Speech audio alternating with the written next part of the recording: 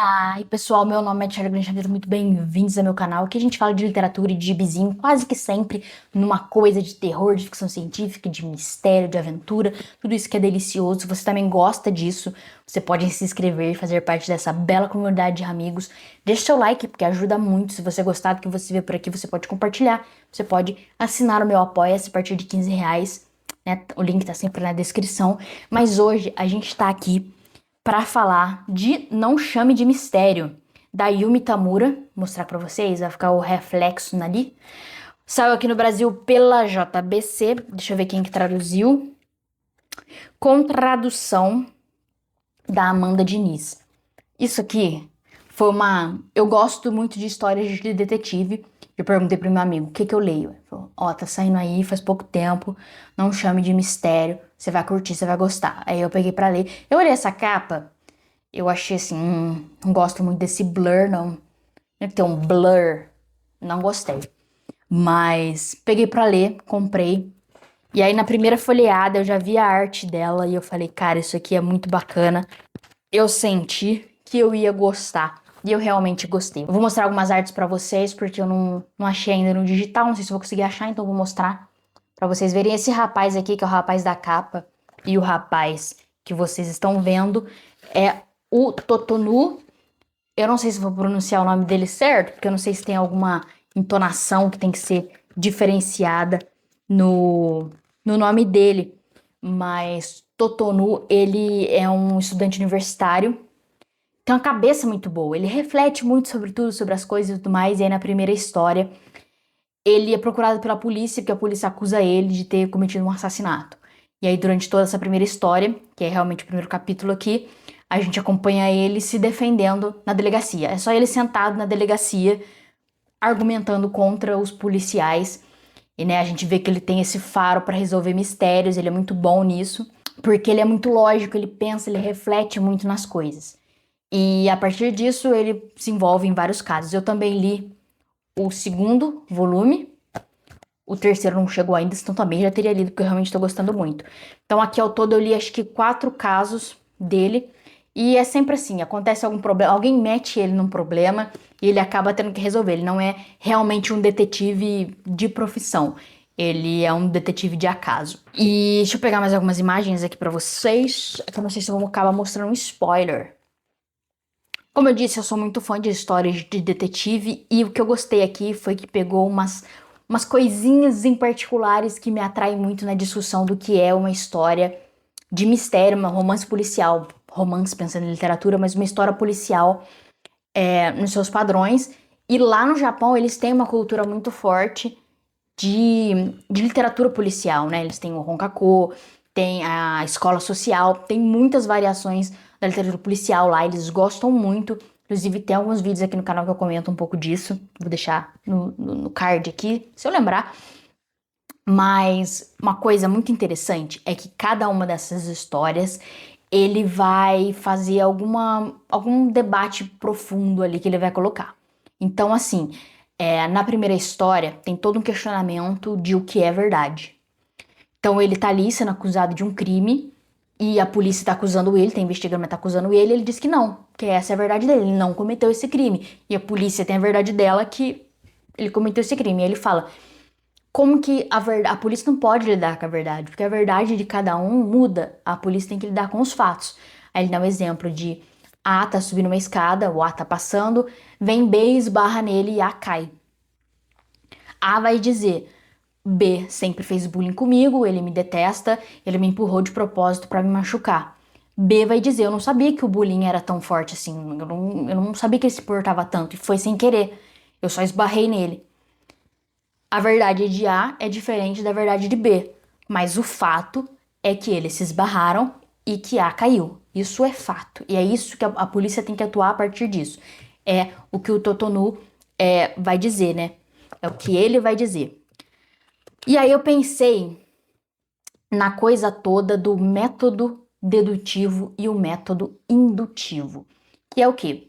Nas investigações científicas a gente tem, né, o raciocínio dedutivo e o raciocínio indutivo. No raciocínio dedutivo, você parte do geral, da teoria, para chegar numa conclusão, numa observação final. Na indutiva vai ser o oposto, você parte de uma observação e dessa observação você vai aumentando até chegar numa teoria e cria, né, uma premissa.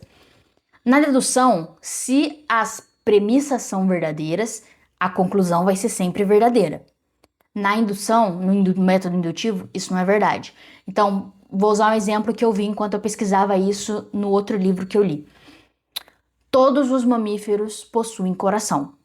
Todos os cães são mamíferos. Logo, todos os cães possuem coração. Né? As premissas são verdadeiras, a conclusão é a verdadeira.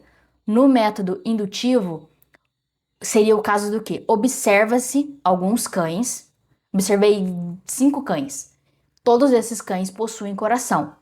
Eu penso, horas, todos os cães possuem coração. Mas o que acontece se eu encontrar um coração, se eu encontrar um cachorro, um cão que não tem coração? É lógico que isso não acontece, mas usando aqui, né, esse exemplo, essa teoria já estaria rompida. Então, a partir da observação, a teoria podia ser provada errado. Lógico que eu simplifiquei o máximo que eu pude. Se tiver algum cientista assistindo, pode deixar aqui nos comentários uma explicação melhor, mas eu quero comentar de como isso funciona dentro das histórias de mistério. O Anthony Berkeley, que é o escritor de O Caso dos Chocolates Envenenados, que foi o dele que eu li mais recentemente, e é o dele que está publicado aqui no Brasil mais recente, pelo Clube do Crime, da HarperCollins. Ele, além de um escritor de mistério muito famoso, muito conhecido, né, muito adorado por todos, ele era um nerdola de histórias de mistério. Então, ele sempre estudou muito a fundo a literatura policial desde a origem, e ele gosta de falar de tudo mais. Ele fazia parte do Detection Club, que é aquele clubinho de escritores de romance policial, que a Agatha Christie fazia parte e tudo mais. Ele diz que existem os detetives indutivos e os detetives dedutivos. Os detetives dedutivos, eles vão trabalhar mais como nas séries de investigação que a gente vê na TV. Então, eles vão atrás das evidências, né, vai procurar pistas, vai, né, observar, não sei o quê, para coletar informações, pesquisar as coisas. Então, eles vão olhando mais para o macro e vão afunilando até chegar no culpado final. Então, por exemplo, vou dar um exemplo bobo. Aconteceu um crime no lugar X. Sabes que foi uma mulher, sei lá, teve uma testemunha, acharam um cabelo de mulher na cena do crime, então sabes que aquele crime foi uma mulher. Isso coloca o quê? Todas as mulheres do mundo como suspeita. Mas esse cabelo era loiro. Então, de todas as mulheres do mundo, quais são loiras? De todas as mulheres loiras do mundo, quais estiveram nesse lugar? De todas as mulheres do mundo loiras que estiveram nesse lugar, quais estavam lá na hora, o horário próximo do crime? E aí você vai, entendeu? Afunilando até você chegar e você vai cruzando com outras investigações também para chegar em quem era a mulher loira culpada desse crime. Os detetives indutivos, eles vão mais pela observação e pela interrogação. Então seria um pouquinho mais, por exemplo, o Criminal Minds, né? Que eles vão investigar o psicológico e tudo mais. Mas vamos pensar um exemplo assim. Cenário clássico de romance policial ali da Era de Ouro, Agatha Christie. Aconteceu um assassinato, todos os possíveis culpados, né, os suspeitos estão numa sala. Observa-se que a pessoa X sempre tá esquisita quando tá perto de Y, parece ter algum estranhamento entre os dois. Ao interrogar o Y, ao investigar, você descobre que Y conhece um segredo do X. Descobre-se então que esse segredo esse segredo de X tem a ver com a pessoa que morreu. Depois se associa-se esse segredo à morte da pessoa, acusa-se X de ser o assassino. É lógico que isso não tem como provar nada. Para isso viria os detetives e a polícia fazendo a parte dedutiva de resolver impressão digital, arma do crime e tudo mais. Para que eu lembrei disso? Porque ele fala ali que a polícia tem que lidar com os fatos. Então ele fala que a polícia tem que fazer o método dedutivo. E é engraçado porque ele faz o método indutivo. Na delegacia, o tempo todo é só ele questionando. Ele observa o jeito que o policial falou, uma informação que foi dada diferente. Mas principalmente na segunda história, que ele acaba se metendo no meio de um sequestro de ônibus. Ele acaba entre, né, os reféns. É completamente na indução dele. É o método indutivo apenas. É ele observando o que cada um fala, o jeito que cada um fala, como fulano deu as costas para ciclano nessa cena.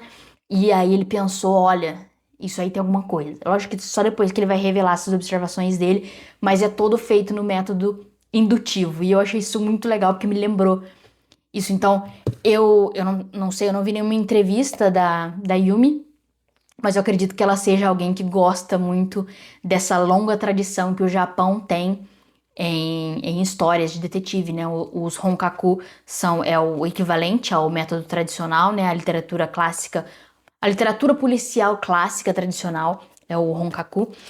E eu achei que tem muito disso aqui, apesar de ter muito da escola social também, porque tem algumas questões. É um jogo mais psicológico, que daí também pode ser no Honkaku, mas, né, eu acho que ela é muito interessada em nessa coisa toda. Mas aí falando da arte dela, ela tem um traço, como eu mostrei pra vocês, né, que se a gente reparar bem, é um traço que não é muito firme.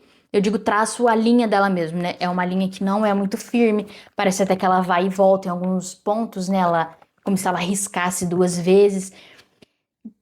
Trêmulozinho até em alguns momentos. Ela tem um estilo assim dela é mais fofinho, mais não tem nada, muitas deformações e tudo mais, apesar de ter muitas expressões que lembram emojis, né? Umas expressões mais caricatas. Mas na segunda história, no ônibus, acontece algo muito legal, que é o personagem que é o sequestrador, ele tem um desenho muito mais tremido, muito mais abstrato do que os outros.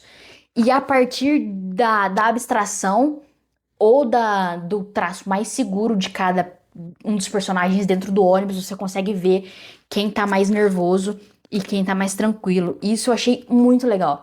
Foi uma coisa que eu percebi. Na verdade, eu nem sei se isso foi intencional dela e tal. Mas se você vê cada pessoa que tá no ônibus, quem tá mais nervoso vai ter um traço mais tremido e um pouco menos realista, né? Menos naturalista, pro ponto de naturalismo dela, aqui o que é o naturalismo dela, do que os personagens que estão mais nervosos. O sequestrador tá muito nervoso, então ele é extremamente abstrato ali, abstrato se a gente pensar naquele plano do Scott McCloud, né? Tem o fotorrealismo e mais abstrato. Então, pensando nesse abstrato, ele é mais caricato. E eu achei isso um detalhe muito legal mesmo. Então, ela tem essa coisa bacanuda no desenho dela. E foi muito divertido de ler. Essa segunda história, ela começa na metade do primeiro volume, e vai terminar na metade do segundo. Então, esses dois capítulos formam um capítulo, na verdade, duas partes formam um capítulo. Depois tem mais duas historinhas no segundo volume, que são rapidinhas, mas também dizem muito de como o Totonu funciona, né? A cabeça dele, como que ele observa as coisas e tudo mais. Mas então fica aqui a minha recomendação de Não Chame de Mistério. Esse vídeo ficou super longo, quer dizer, não ficou longo, mas ficou maior do que eu achei. Eu achei que ia ficar com menos de 10 minutos. Mas, né, foi uma leitura que eu gostei de fazer, vou continuar com certeza. O link vai estar aqui, né, da Amazon para vocês comprarem. Fica a minha recomendação, mistério muito bacana mesmo. Deixa seu like se você gostou. Deixa aqui nos comentários se você se interessou, né, pela história, se você também gosta de histórias de detetive. Se inscreva se ainda não for inscrito, considere o meu apoia-se. Obrigado pela sua audiência e até a próxima leitura. Beijos!